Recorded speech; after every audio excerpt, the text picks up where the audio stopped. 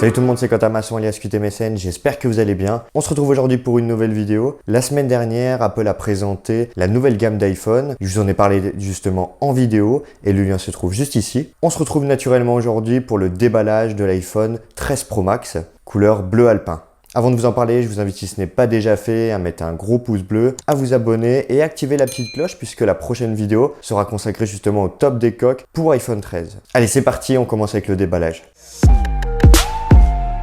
J'avais précommandé l'iPhone 13 Pro Max en couleur bleu alpin et c'est justement celui-ci qui nous accompagnera tout au long de cette vidéo. Pour la deuxième année consécutive, Apple se doit de respecter la législation française et d'inclure une paire de AirPods avec son iPhone. Le packaging est toujours aussi réussi et d'autant plus cette année avec le mariage du bleu alpin et la boîte en noir. Fini le plastique pour protéger la boîte de l'iPhone, Apple opte cette année pour un adhésif en haut et en bas avec une languette. Ce changement s'inscrit dans la volonté d'Apple d'atteindre la neutralité carbone dès 2030 pour la production de l'ensemble de ses produits. On a bien sûr à l'intérieur l'iPhone 13 Pro Max, mais on y reviendra après. On a également à l'intérieur les petits manuels d'utilisation qui renferment le trombone pour déloger l'emplacement pour la carte SIM, ainsi que l'autocollant Apple, et bien sûr le câble d'alimentation USB-C vers Lightning. Avant de passer au test complet, on n'oublie pas l'ASMR.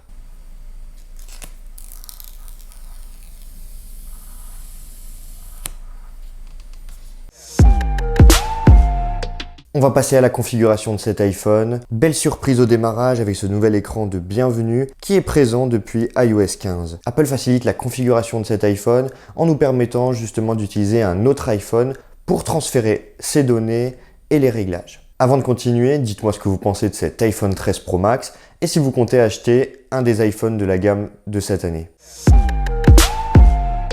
Le design est identique à celui de l'année dernière, mais j'aime toujours autant les tranches rectilignes et les courbes qui rappellent l'iPhone 4. C'est d'ailleurs ce qui apporte une meilleure prise en main de l'iPhone. C'est pas forcément le plus important, mais on remarque que l'appareil photo prend plus de place sur la face arrière et apporte un petit peu d'épaisseur supplémentaire à l'iPhone. Avec cette nouvelle génération, Apple introduit ce nouveau bleu plus clair appelé bleu alpin. J'étais un peu sceptique au début, mais maintenant avec cette prise en main, j'en suis vraiment ravi et j'en suis sûr que cette couleur va cartonner auprès du public. N'oublions pas les autres couleurs, graphite, argent et or. L'iPhone 13 Pro Max est toujours doté d'un écran 6,7 pouces, mais la différence se fera au niveau de l'encoche qui est 40% plus petite. L'écran a d'ailleurs été amélioré avec un tout nouvel écran Super Retina XDR qui propose jusqu'à 1000 nits de luminosité en pic. La différence se fera vraiment en extérieur lorsque vous êtes en plein soleil. La gamme Pro introduit cette année ProMotion. Cette technologie permet un taux de rafraîchissement jusqu'à 120 Hz. Apple n'a pas fait les choses à moitié puisque ce taux est adaptatif entre 10 et 120 Hz. Si vous êtes simplement en train de regarder une image,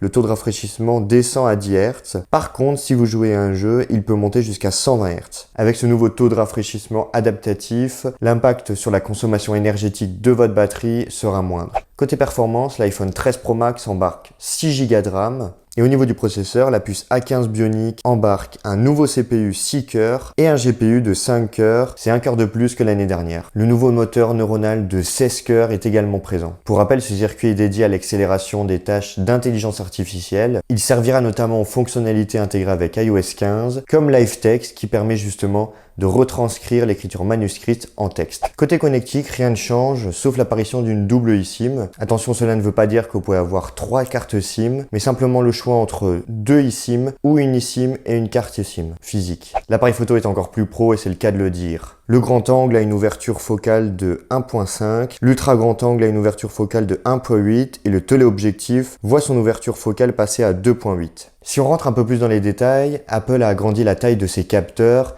ainsi que la taille de ses pixels à 1,9 microns. On voit pas mal de téléphones de la concurrence passer à 16, 20, 30, 40 mégapixels, mais la course des pixels n'en vaut vraiment pas la peine. Il est vraiment excellent et j'ai été une fois de plus bluffé par la qualité des photos. Il y a plus de lumière, donc des photos beaucoup plus claires, c'est vraiment sympa à voir. L'ultra grand angle amène beaucoup plus de lumière à l'intérieur et justement par les clichés que je vous montre tout au long de cette vidéo, vous pourrez vraiment apprécier cela. Ce dernier est équipé également d'un mode macro qui permet de prendre des photos d'éléments hyper petits tout en se rapprochant à moins de 2 cm de l'élément. D'après mes tests, c'est une fonctionnalité vraiment sympa qui offre de bien meilleurs résultats que ce que proposent pas mal de smartphones Android. Ce n'est pas simplement un argument marketing comme certains le diront, c'est une fonctionnalité qui peut être aussi bien appréciable qu'utile. Le téléobjectif téléobjectif, qui est toujours réservé au modèle Pro, voit sa distance focale augmenter, ce qui lui permet d'être un équivalent à un 77 mm. À titre de comparaison, le téléobjectif de l'iPhone 12 Pro Max était de 2,5 fois, contre 3 fois pour l'iPhone 13 Pro Max. Autre aspect non négligeable, toutes les caméras sont compatibles avec le mode nuit, Apple faisant jusqu'à présent l'impact sur le téléobjectif. J'ai été vraiment surpris cette année par le mode nuit qui est tout simplement impressionnant. Autant avec le grand angle, il peut être compliqué de voir la différence entre deux générations, autant là c'est clairement le jour et la nuit. Il y a moins de bruit d'image et moins de faible luminosité. On remarque au contraire une plus grande plage dynamique et des photos beaucoup plus nettes.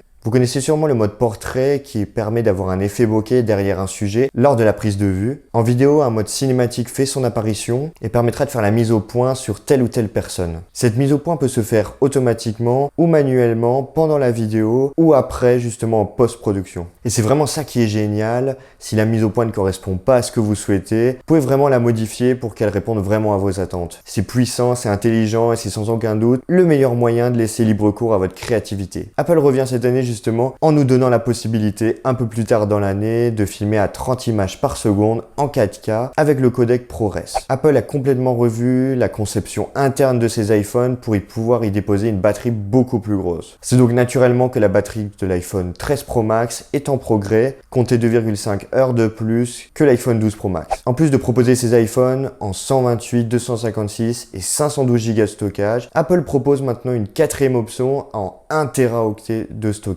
Et côté prix, l'iPhone 13 Pro Max commence à 1259 € jusqu'à 1839 €, mais bien sûr cela dépend de la capacité de stockage que vous choisirez. Cet iPhone 13 Pro Max a donc de nombreux points positifs. Un appareil photo professionnel qui est toujours plus bluffant, une autonomie en hausse grâce à l'écran et son taux de rafraîchissement adaptatif, à la conception interne qui a été revue pour inclure une plus grosse batterie, et à une puce A15 toujours plus optimisée. Un autre point positif est bien sûr son écran OLED, encore plus lumineux, et à sa capacité de rafraîchissement à 120 Hz. Enfin, le design qui est selon moi l'un des plus beaux comparé à ce que propose la concurrence. Mais il y a quelques points négatifs à souligner. Le mode cinématique est limité à 1080p à 30 images par seconde, surtout que la 4K devient la référence en termes de qualité d'image pour la production de contenu. Et puis en plus, Apple communique quand même sur un iPhone 13 Pro comme étant vraiment tourné pour les professionnels. Apple n'a toujours pas délaissé son Lightning pour de l'USB-C, et pourtant c'est assez surprenant quand on compare les autres produits Apple qui sont majoritairement maintenant équipés de l'USB-C. Enfin, Touch ID est toujours pas de la partie. Pourtant, l'intégration réussie sur l'iPad Air et récemment sur l'iPad mini aurait pu pousser Apple à mettre Touch ID sur le bouton Power de son iPhone. En tout cas, ce sera pas pour cette fois, on espère vraiment que ce sera présent l'année prochaine. Voilà, cette vidéo est maintenant terminée, j'espère vraiment qu'elle vous a plu. Les liens sont bien sûr dans la description. En tout cas, moi je vous dis à très vite pour de prochaines vidéos sur l'iPhone. C'était Quentin, prenez soin de vous.